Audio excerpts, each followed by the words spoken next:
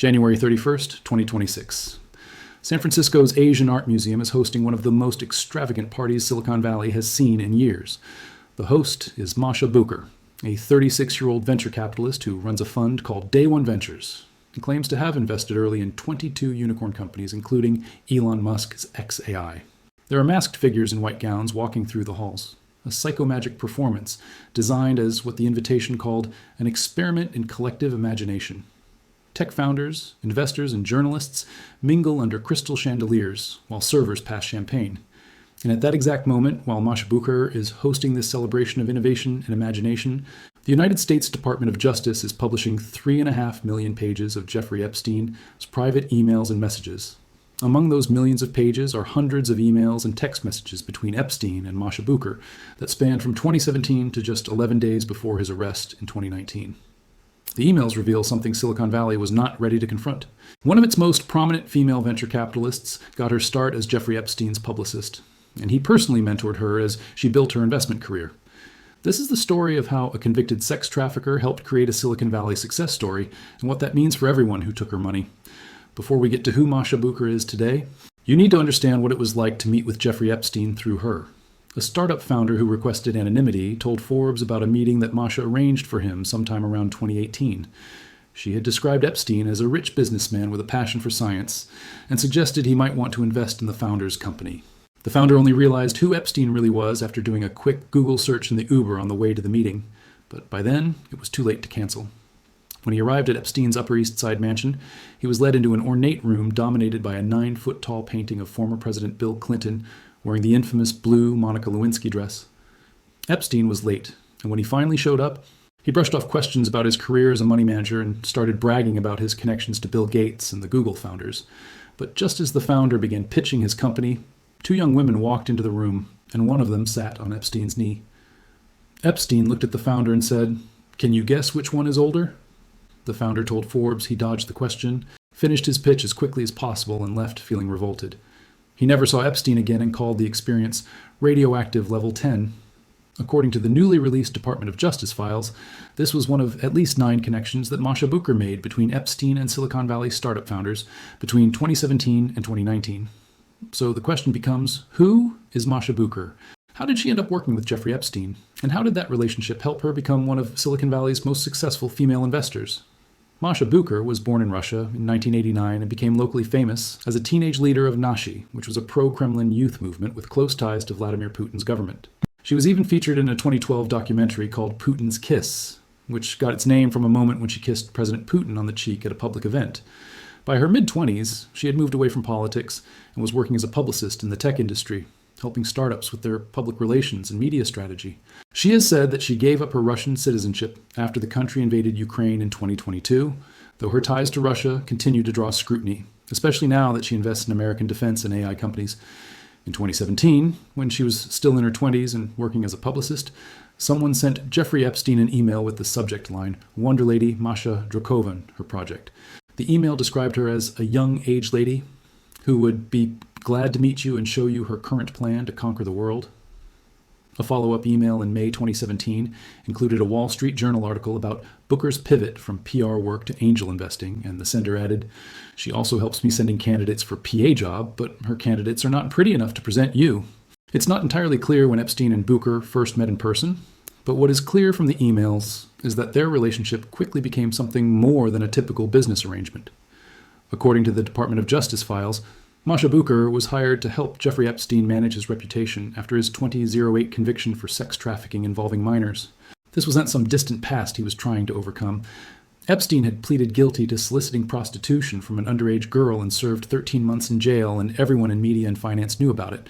But Bucher helped him broker meetings with journalists and apparently secured favorable coverage that glossed over or completely omitted his criminal history.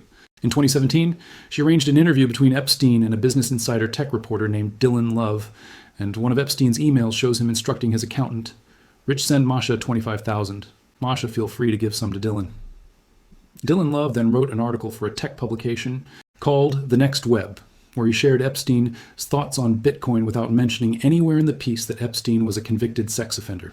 The editors later had to add a correction that read, This article has amended the glaring oversight that Jeffrey Epstein was convicted in 2008 for soliciting prostitution from an underage woman.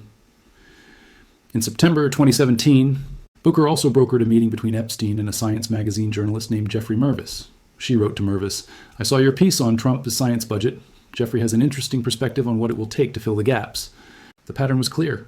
Bucher was helping Epstein position himself as a philanthropist and science advocate, carefully steering journalists away from questions about his past. And in exchange for this work, Epstein was showering her with gifts and mentorship. The emails show that he tasked his assistants with sending her Prada handbags and booking her appointments at New York's exclusive Fekkai salon.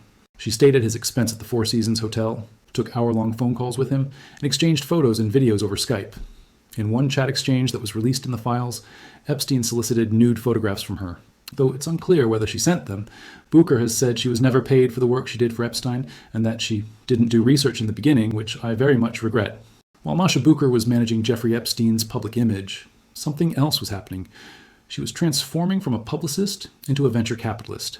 She has said in interviews that she went from advising startups on PR to making angel investments, and then in 2018, she raised her first $20 million seed fund and officially launched Day One Ventures.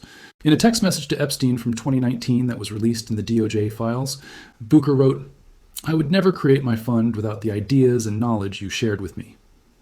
There's no evidence in the emails that Epstein directly invested money in Day One Ventures, but one email from 2017 shows Bucher asking him for introductions to adequate Russian oligarchs because she was looking for the right investors for her fund. What's clear is that Epstein was actively mentoring her on how to think about investing and deal-making. In one exchange, after Bucher sold one of her angel investments for a profit in December 2018, she texted Epstein, "I'd never forget how you told me that women are not great investors because they don't sell. It was true, and this realization helped me a lot. Thank you, Jeffrey. I'm so grateful for you." Epstein replied, "Great work. Proud." By 2019, Bucher had landed on the Forbes 30 under 30 list, and Day One Ventures was building a reputation for writing early checks to high-profile startups. She now claims to have invested in 22 unicorns and managed over $450 million, which is a rare achievement for any venture capitalist, but especially remarkable for a Russia-born former publicist with no prior track record of investing. Her portfolio includes Elon Musk's xAI, Sam Altman's iris-scanning startup called World, and a small nuclear reactor company called Valar Atomics that has a pilot contract with the Department of Energy. Between 2017 and 2019, Masha Bucher introduced Jeffrey Epstein to at least 9 Silicon Valley startup founders, according to the emails. These included longevity entrepreneur Brian Johnson, investors from Runa Capital, the founder of an AI security company called Calypso AI, and the founder of a cloud phone service. Brian Johnson told Forbes that he had one Zoom call with Epstein and wasn't aware of his criminal past at the time. He said he left the call with a deep, unsettling feeling as though Epstein was the most dark and evil person I had ever encountered, and never interacted with him again. Another founder who spoke to Forbes anonymously said that Bucher approached them at a VC event and offered to make an introduction to a wealthy philanthropist, but she wouldn't reveal who it was until they agreed to the meeting. She told them the person had been slandered in the press, which should have been a red flag, but the founder agreed anyway. At the meeting, Epstein was what the founder described as an asshole, and they never spoke to either Epstein or Bucher again. The founder told Forbes, "If these were the type of people she felt were good folks to talk to, I didn't want to be part of that." It's not entirely clear from the emails whether Epstein was actually planning to invest in any of these companies or if he was just collecting connections for some other purpose. Epstein's emails show that he regularly corresponded with top names in Silicon Valley like Peter Thiel, Reid Hoffman, and Elon Musk, but Forbes reported that he ultimately made very few of his own tech investments. The last exchange between Bucher and Epstein happened just 11 days before his arrest in July 2019. She sent him updates on her health, notes about her startups, including one observation that the topic of safety of teens on the internet is super hot, and thanked him for being her great friend. Epstein died by suicide in a Manhattan federal detention facility just 1 month after his arrest. For years after Epstein's death, Masha Bucher's connection to him was known but not widely discussed in Silicon Valley circles. Some of it had been reported in 2019 when a science journalist published an account of the meeting Bucher had brokered, but the full extent of their relationship was not public until the Department of Justice released these emails on January 31st, 2026. And the timing could not have been worse for Bucher because she's now one of the most prominent investors in a new hub of defense startups based in El Segundo, California. She told a podcaster in an August 2024 interview that she had invested in at least 5 El Segundo-based companies, including Valar Atomics, which is building small nuclear reactors, a cloud seeding company called Rainmaker, and a space startup called Starpath. These are companies working on sensitive technology with potential Department of Defense applications. And now there are serious questions about whether someone with Bucher's background should have access to those investments. The CEO of Rainmaker, Augustus Dorico, told Forbes that he had cut all ties with Bucher and Day One Ventures after verifying her background. He said, "In retrospect, I wish I'd taken the time and been more protective over who we took checks from.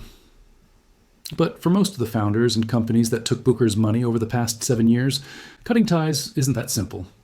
If you're a startup founder and Day One Ventures owns 5 or 10% of your company, you can't just give that back. The money has already been spent on hiring engineers, building products, and scaling operations. And if Bucher helped you get your Series A or Series B funding by making introductions to other investors, how do you untangle that web of connections?" Here's what makes the Masha Bucher story so uncomfortable for Silicon Valley. It forces people to confront a question they had rather avoid. If someone builds a successful career with help from a monster, do their achievements still count? There's no allegation that Bucher broke any laws or participated in any of Epstein's crimes. She was in her 20s when she met him. She has said she regrets the relationship. And by all accounts, she's built Day One Ventures into a legitimate fund that has made some genuinely good investments.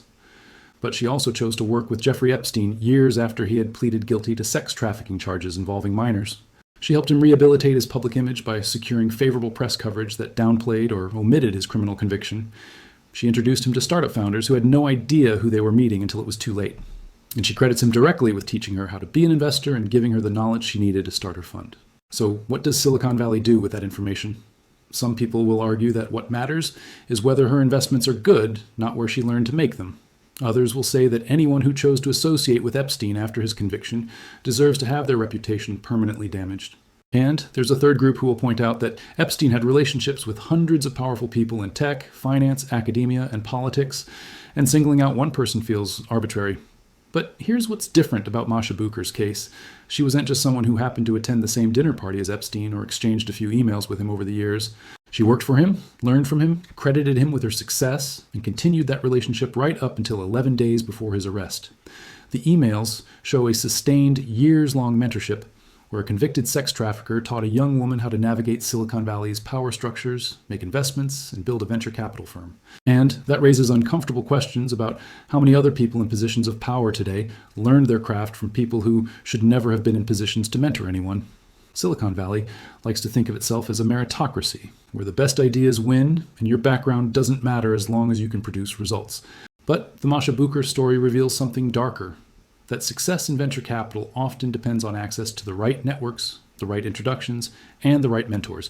And sometimes those mentors are people who should be in prison instead of advising the next generation. As of right now, Day One Ventures is still operating. Masha Bucher is still investing, and most of the startups in her portfolio haven't publicly addressed whether they're comfortable having her as an investor. The only thing that is changed is that now everyone knows exactly who helped her get where she is. And Silicon Valley has to decide whether that matters.